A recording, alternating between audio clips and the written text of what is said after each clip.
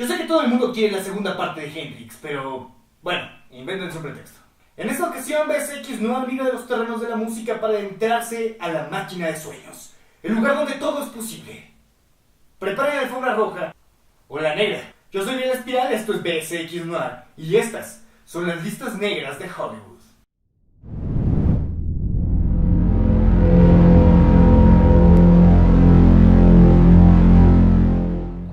La lista de películas malditas.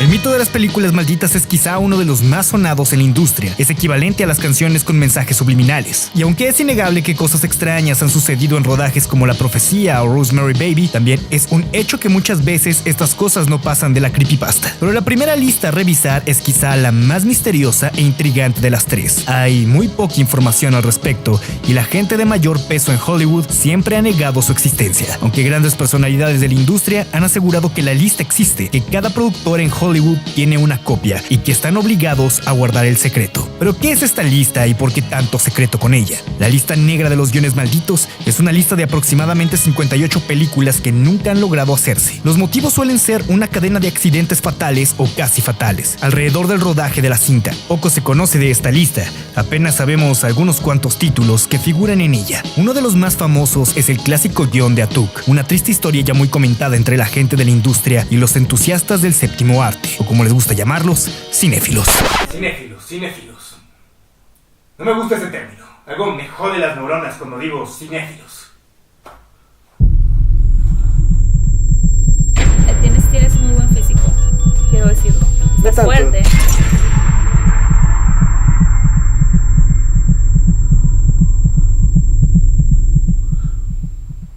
Como sea, Atuk es una adaptación de la novela The Incomparable Atuk de Mordecai Richler. La cinta sería una sátira cómica sobre un nativo de Alaska llamado Atuk, quien viaja a la ciudad de Nueva York, donde debe enfrentarse a la sociedad moderna y a la tecnología con la que no está familiarizado. Los derechos de la obra fueron adquiridos en el 71, pero la producción inició hasta los 80s. Todo estaba listo. Tenían el guión, el cast, al director, a los productores y lo más importante, tenían a John Belushi. Pero al poco tiempo, Belushi es encontrado muerto en la habitación de su hotel. Una sobredosis con un speedball. Triste, pero el show debe continuar. Al poco tiempo se buscó otro actor que reemplazara a Belushi, pero no funcionó. El rodaje se postergó hasta el 88. Sam Kinison, un comediante de la época, firmó el contrato, pero no se adaptó a los ritmos del rodaje y se fue al poco tiempo. Sam se impacta en la carretera contra un camión y muere. En 1994, John Candy recibe una copia del guión mientras filmaba West East en México. Candy muere en Durango de un ataque al corazón, justo en el 12º aniversario de la muerte de Belushi. El hombre que enviaba las copias del guión a estos actores y quien se cree de hecho cambió algunas partes, Michael O'Donoghue, muere en el mismo año de un derrame cerebral. En 1997, Chris Farley, un actor cuyo talento más representativo era el de interpretar a Belushi, toma el papel de Atuk, pero días antes de la firma del contrato, Chris perece. Sí, de una sobredosis. Antes de morir, Chris había compartido el guión con su amigo Phil Hartman, a quien convence de tomar el papel secundario. El 28 de mayo del 98, Hartman es asesinado por su esposa. La loca le metió 2 balas calibre 38 en la cabeza y una en el brazo. Esto es solo un ejemplo del tipo de guiones que se encuentran en la infame lista. De lo poco que se sabe es que Dunas también está en ella, al igual que El Quijote de la Mancha. Ambas películas han sido mencionadas recientemente, una por estar próximo a su estreno y la otra por estar seriamente al acecho de ser producida. Pero hay otras que posiblemente nunca vean la luz del sol, como la 4ª entrega de El Padrino. Gracias a Dios. Pero entonces, ¿cómo funcionan estas listas? ¿Y por qué Hollywood oculta su existencia? Piensen lo que quieran, pero nuestros vecinos son en realidad muy pendejos. Es bien sabido que las grandes cabezas de los pilares corporativos son tremendamente supersticiosas. Tal es el caso que muchos de los edificios y rascacielos no poseen piso 13. Del 12 se saltan al 14, y lo mismo pasa con muchos hoteles. La habitación 13 simplemente no existe. La lista negra de películas malditas es básicamente para proteger a los inversionistas en Hollywood, pero también a las casas productoras, quienes les dicen a sus inversionistas: estas películas tienden a ser de alto riesgo. Nos encantaría que participaras, pero te advierto que todo puede salir mal. Al menos eso es lo que yo creo, porque como dije, la información es, por decir menos, nula. The Blacklist. Seguro han oído hablar de esta, uno de los tópicos más mencionados entre los cinéfilos. Me gusta este encuadre, somos como portada de película.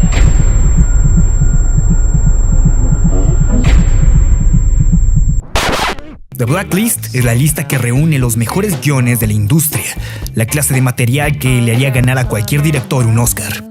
La cosa que ahorita me están tirando muchas flechitas, ¿no? Y uno tiene que, como dicen en México, hay que tirar aguantadas, sí. Bueno, tal vez no a cualquiera. Así es, Hollywood tiene una lista de guiones de oro.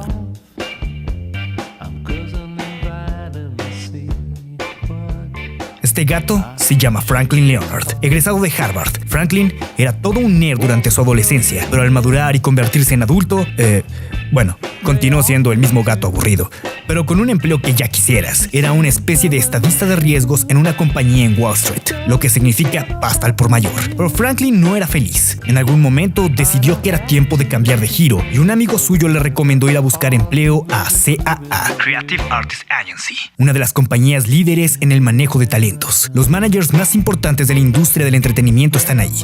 Deportes, cine, teatro, televisión. Son como el cartel líder en eso de la trata de blancas con documentos, pues. Franklin comenzó a trabajar en CAA como un asistente. Nada glorioso, pero su trabajo era muy bueno. En algún momento lo describió de la siguiente manera: como asistente debes hacer dos cosas. 1. Hacerle la vida más sencilla a tu jefe de cualquier modo posible. Y 2. Aprender todo lo que puedas de él. El magnífico trabajo de Franklin lo llevó a conseguir un puesto alto rápidamente. Estaba encargado de conseguirle chamba a Leonardo DiCaprio, entre otros, claro. Esto hace que comience a involucrarse con grandes personalidades de la industria, sobre todo con productores y ejecutivos quienes lo buscan para enviarle guiones que se ajustaran a la gente que manejaba. El trabajo de Franklin lo obliga a leer entre 500 y 1000 guiones al año. Tú no ves ni 50 películas en el año. El problema era que la gran mayoría de los guiones que le enviaban eran basura, guiones que quizá nunca vimos o veremos en pantalla grande. Así que en una de sus vacaciones, a Franklin se le ocurre mandar un mail anónimo desde una de las cuentas de la CAA a todos los productores a la mano. El mail solicitaba que enviaran los mejores guiones que tuvieran y que respondieran a los siguientes criterios. 1.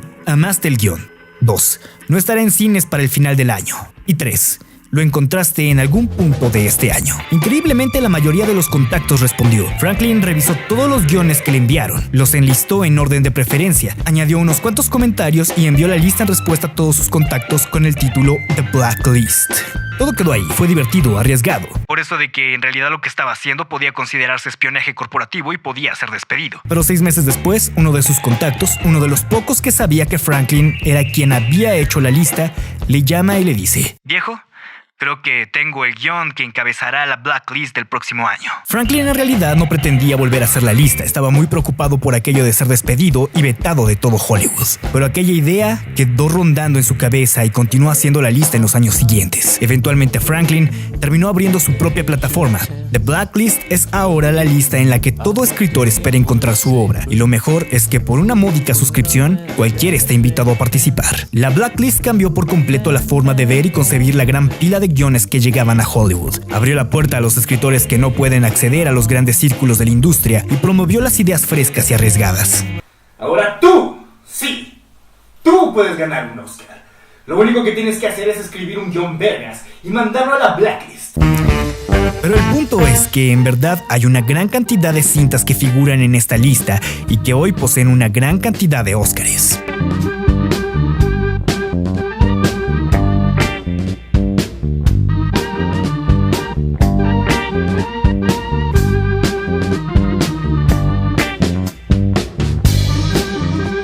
Mientras que otras se han convertido en el sueño húmedo de directores y productores. Claro que también hay películas que no se convirtieron en las joyas que se pensaba, pues aunque los guiones son maravillosos en origen, en el cine nada está asegurado, y tanto los productores como los directores siempre la pueden cagar. Pero seguro se están preguntando por qué Franklin decidió llamarle The Blacklist. Por un lado, Franklin aseguraba que tiene algo que ver con la constante discriminación racial en la industria y con el concepto de que todo lo que es negro es malo. Es entonces una especie de ironía, pero la ironía va mucho más lejos, pues Franklin asegura que también es una referencia a la Blacklist de los años 40, la así llamada Amplia Lista Negra. La Amplia Lista Negra de Hollywood. Todo el perro mundo tiene una historia con la paranoia comunista, la que por cierto duró décadas y propició cientos de catástrofes sociales. Blancos capitalistas hijos de puta. La amplia lista negra de Hollywood comenzó como casi todas las catástrofes humanas, con una ridícula y masiva pendejada. Ante la constante desconfianza del gobierno de que el enemigo estuviera durmiendo y comiendo en su propia casa, se formó el Comité Especial de Actividades Antiamericanas. Durante su primer ciclo de vida, a finales de los 30, dicho comité se encargó de investigar supuestos casos de propaganda nazi. Ok, les pido de favor que procuren tomarse esto con un poco de seriedad, porque fueron hechos reales y por ridículo y estúpido que suene, estos blancos con el cerebro dañado en verdad creían en todas sus pendejadas. Como dije, durante el primer ciclo de actividad del comité, las investigaciones fueron dedicadas a la propaganda nazi en Estados Unidos.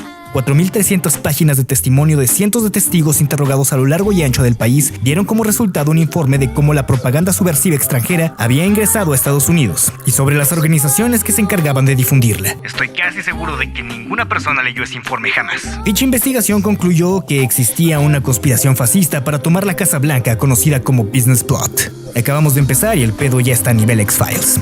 Ya sé, pero estamos en la cuerda floja y hay que tener cuidado porque están por colgarnos una cubeta de cemento de uno de los lados. Durante su segundo ciclo de actividad, la sospecha de conspiración nazi seguía en pie, pero todas las grandes pistas conducían a un solo lugar y solo a un lugar, el famosísimo Ku Klux Klan.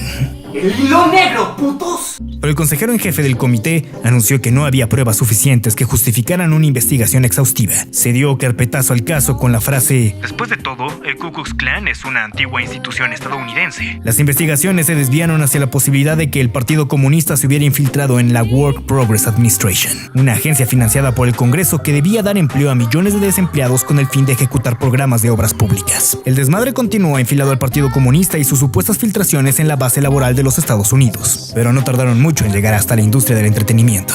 En 1938 cae la primera ficha del dominó. Haley Flanagan, directora del proyecto de teatro federal y una de las mujeres más respetables de la industria, es acusada de conspiración y de infestar el proyecto de comunistas.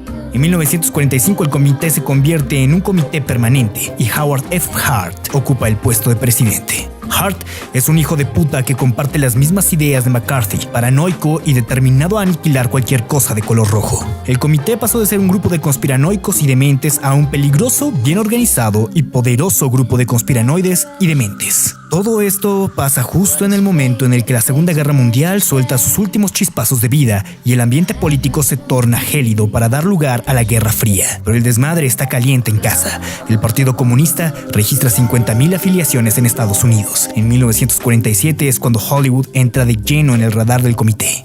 El macartismo es la moneda dominante en las tensiones sociopolíticas del país. Cientos de miles de individuos son acosados constantemente y privados de sus derechos y libertades constitucionales en la incansable cacería de rojos. Tras presentarse un informe alegando que el comunismo había infectado cada esquina de Hollywood, el comité consigue la atención del gobierno y logran conseguir el testimonio en privado de John L. Leach, un ex miembro del Partido Comunista. Leach suelta una extraña lista de 42 nombres. Pareciera que simplemente los dijo al azar, todos ellos profesionales de la industria cinematográfica que supuestamente eran comunistas. A pesar de que el momento es idóneo para un ataque directo contra la industria y de que en estos tiempos lo único que había que hacer era gritar "¡Ese güey es rojo!", el comité demuestra una audacia siniestra. Saben que un golpe directo no es la mejor ofensiva en este caso. En su lugar, hacen uso de su mejor truco: los medios. Humphrey Bogart, James Carney, Katharine Hepburn, Melville Douglas. Estos son algunos de los nombres que aparecieron en los periódicos representados como rojos, traidores y enemigos a la patria. Dice, una de las cabezas de la operación, dijo que borraría a todos los que cooperaran de la lista en la que llamó reuniones ejecutivas. Una especie de juego de Saw en el que o le cortas la cabeza a tus mejores amigos o pierdes la tuya. La maniobra del comité fue de una eficacia espeluznante. 41 de los 42 nombres que había en la lista fueron borrados. Todos habían hablado. ¿Qué se dijo en las reuniones ejecutivas? ¿Por qué el comité estaba tan tranquilo y silencioso? Una cosa era segura: casi ningún productor dormía tranquilo después de esas reuniones. John Y. Rankin asoma la cabeza y declara: una de las tramas más peligrosas para el derrocamiento de este gobierno tiene su sede en Hollywood. Ahora estamos en camino a la tarántula. El 29 de julio del 46, el editor y fundador de The Hollywood Reporter publica un artículo titulado A Vote for Joe Stalin. El artículo contiene una lista de nombres de supuestos simpatizantes comunistas, entre ellos Dalton Trumbo, de quien se realizó una película justamente con este tema. En agosto y septiembre, John escribió otros 2 artículos con listas similares y nace formalmente la Lista Negra. Años después, el hijo de John pidió disculpas por los inconvenientes que causó su padre, quien según él estaba obsesionado con una venganza contra aquellos que coartaron su sueño de tener su propio estudio. Finalmente, según su hijo, dichos pensamientos terminaron por consumirlo y orillarlo a la locura.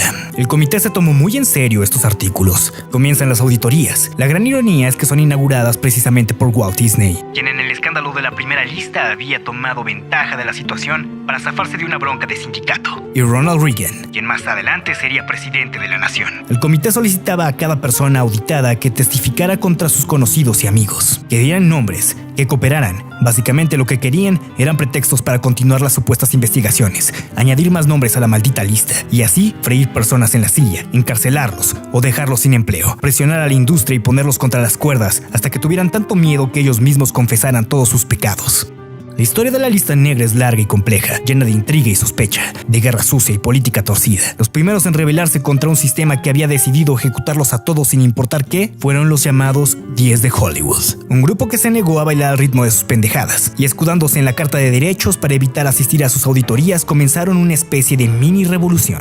Muchas personas sufrieron las consecuencias de la mentada lista negra, incluso hasta los 90s. En 1957 surgió otra de las piezas clave para debilitar el macartismo de Hollywood. Johnny Henry se pasó por las pelotas las amenazas del régimen y el autoritarismo de Washington, y comenzó a dar crédito y trabajo a algunos de los nombres en la lista negra. Poco a poco, se comenzó a liberar el desmadre. La industria comenzó a rebelarse contra la censura y la opresión de su gobierno. Los nombres que figuraban en esa lista y cuyo trabajo había sido desestimado, con el tiempo comenzaron a aparecer de nuevo en los créditos. Los medios comenzaron a hablar de los juegos sucios durante los procesos del comité. Los productores y artistas comenzaron a luchar nuevamente y a ganar batallas legales importantes. Como dije, la amplia lista negra es una historia muy larga y complicada. Si les interesa el tema, lo podemos retomar más adelante en otro video. Por el momento es todo. Recuerden suscribirse, dejar su comentario, su like y compartir el video. Yo fui Viral Espiral. Buenas noches y buena suerte. Good night and good luck.